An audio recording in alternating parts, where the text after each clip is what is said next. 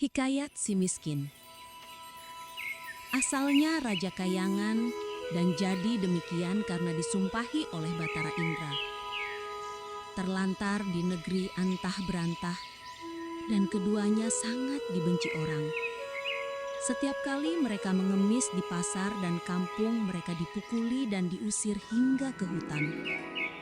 Oleh yang demikian, tinggallah dua suami istri itu di hutan memakan batang kayu dan buah-buahan.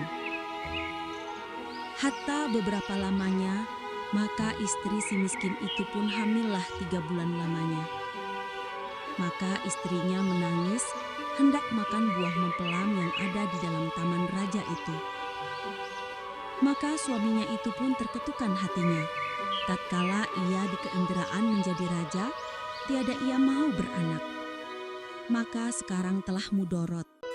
Maka baharulah hendak beranak, seraya berkata kepada istrinya, "Ayo, hai Adinda, Tuan hendak membunuh Kakandalah rupanya ini.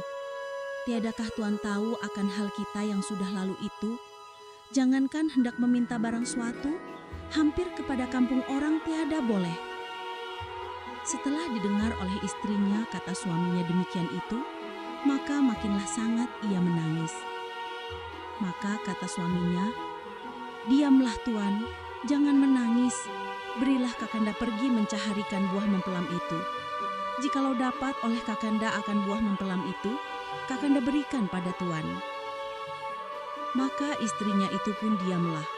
Maka suaminya itu pun pergilah ke pasar mencari buah mempelam itu. Setelah sampai di orang berjualan buah mempelam, maka si miskin itu pun berhentilah di sana. Hendak pun dimintanya, takut ia akan dipalu orang. Maka kata orang yang berjualan buah mempelam, "Hai miskin, apa kehendakmu?" Maka sahut si miskin, "Jikalau ada belas dan kasihan serta rahim Tuan akan hamba orang miskin hamba ini, minta diberikan yang sudah terbuang itu. Hamba hendak memohonkan buah mempelam Tuan yang sudah busuk itu, barangkali sebiji sahaja Tuan." Maka terlalu belas hati sekalian orang pasar itu. Yang mendengar kata si miskin, seperti hancurlah rasa hatinya. Maka ada yang memberi buah mempelam, ada yang memberikan nasi, ada yang memberikan kain baju, ada yang memberikan buah-buahan. Maka si miskin itu pun heranlah akan dirinya, oleh sebab diberi orang pasar itu berbagai-bagai jenis pemberian. Adapun akan dahulunya, jangankan diberinya barang suatu, hampir pun tiada boleh. Habislah dilemparnya dengan kayu dan batu. Setelah sudah ia berfikir dalam hatinya demikian itu, maka ia pun kembalilah ke dalam hutan mendapatkan istrinya. Maka katanya, "Inilah Tuan, buah mempelam dan segala buah-buahan dan makan makanan dan kain baju." Itu pun diinjakannya lah istrinya, seraya menceritakan hal ihwalnya tatkala ia di pasar itu. Maka istrinya pun menangis, tiada mau makan jikalau bukan buah mempelam yang di dalam taman raja itu. "Biarlah aku mati sekali." Maka terlalulah sebal hati suaminya itu melihatkan akan kelakuan istrinya itu seperti orang yang hendak mati. Rupanya tiadalah berdaya lagi. Maka suaminya itu pun pergilah menghadap Maharaja Indradewa itu. Maka baginda itu pun sedang ramai dihadap oleh segala raja-raja. Maka si miskin datanglah, lalu masuk ke dalam sekali. Maka titah baginda, "Hai miskin, apa kehendakmu?" Maka sahut si miskin, "Ada juga tuanku." Lalu sujud kepalanya, lalu diletakkannya ke tanah. "Ampun tuanku, beribu-ribu ampun tuanku. Jikalau ada karunianya, Syah Alam akan patuhlah hamba orang yang hina ini, hendaklah memohonkan buah mempelam Syah Alam yang sudah gugur ke bumi itu barangkali tuanku." Maka titah baginda, "Hendak engkau buatkan apa buah mempelam itu?" Maka sembah si miskin, "Hendak dimakan tuanku." Maka titah baginda, "Ambilkanlah barang setangkai berikan kepada si miskin ini." Maka diambilkan oranglah, diberikan kepada si miskin itu. Maka diambillah oleh si miskin itu, seraya menyembah kepada baginda itu.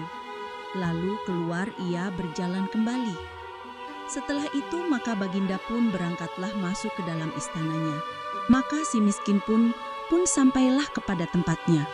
Setelah dilihat oleh istrinya akan suaminya datang itu membawa buah mempelam setangkai, maka ia tertawa-tawa, seraya disambutnya, lalu dimakannya.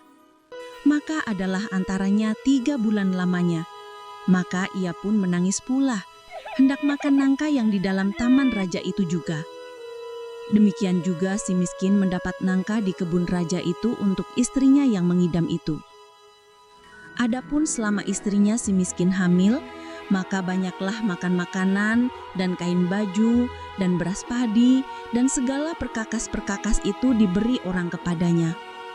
Dan pada ketika yang baik dan saat yang sempurna, pada malam 14 hari bulan, maka bulan itu pun sedang terang tumerang, maka pada ketika itulah istri si miskin itu pun beranaklah seorang anak laki-laki, terlalu amat baik parasnya dan elok rupanya. Anak itu dinamakan Marakarma, artinya anak di dalam kesukaran. Hatta maka dengan takdir Allah Subhanahu wa Ta'ala menganugerahi kepada hambanya.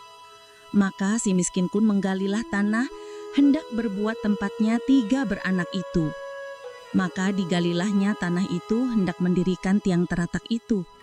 Maka tergalilah kepada sebuah telaju yang besar, berisi emas terlalu banyak. Maka istrinya pun datanglah, melihat akan emas itu, seraya berkata kepada suaminya, "Adapun akan emas ini, sampai kepada anak cucu kita sekalipun tiada habis dibuat belanja." Ia menjadi kaya dan menempah barang-barang keperluannya. Dia mandi berlimau, menimang anaknya dan berseru, "Jikalau sungguh-sungguh anak dewa-dewa hendak menerangkan muka ayahanda ini, jadilah negeri di dalam hutan ini sebuah negeri yang lengkap dengan kota, parit, dan istananya, serta dengan menteri, hulu balang, rakyat sekalian, dan segala raja-raja di bawah baginda, betapa adat segala raja-raja yang besar."